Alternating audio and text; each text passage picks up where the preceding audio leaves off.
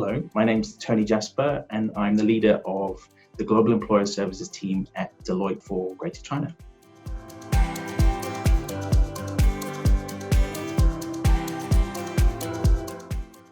I like the interaction with people, and so having to do all of this over a video screen was never the easiest of things. So not having that connectivity for me was personally very difficult, but it also reminded me that when you're working with people and when you're working with teams, each person operates in a different way. And I was very mindful that there would be people that would be missing out on some of that connectivity with their friends and their colleagues, but also that connectivity to role models within the team or to slightly more informal ways of encouraging and developing people.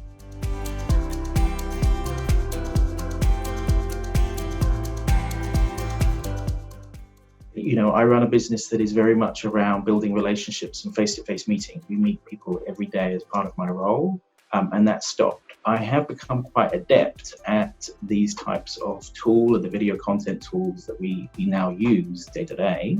And what was really interesting for me was we run a lot of lab sessions, so bringing together people to think through challenges and problems in a slightly more creative way. And we did a lab session about 2 weeks ago, 9 hours in total, using exceptional tools to interact with the people, to whiteboard, to brainstorm, take it into breakout group. It really felt to me like I was in the room. So I've been amazed at what tools are out there to really keep that connectivity with clients, even in a virtual world.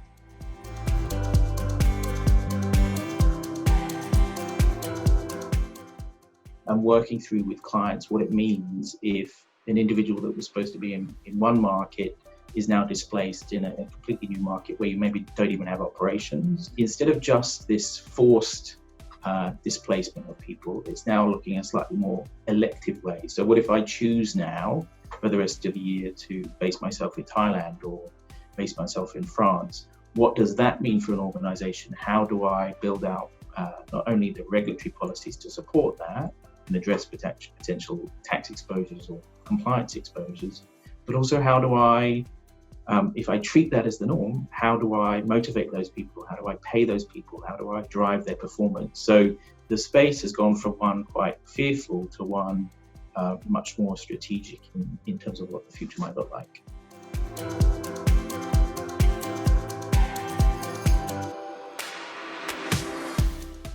What we would call in Deloitte inclusive leadership. And I've actually started to train myself or develop myself as a coach within that.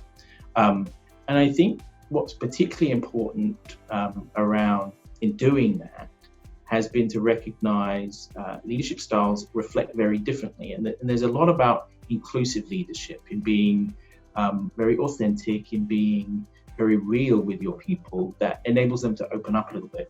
And interestingly, from my standpoint, that means that you can tackle very different cultures in a much more appropriate way by kind of reducing the hierarchies a little bit.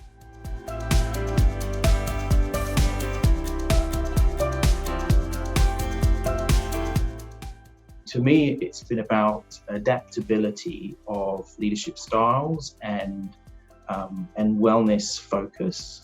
So find ways to slightly more privately connect with those individuals, either through their teammates or through different communication tools.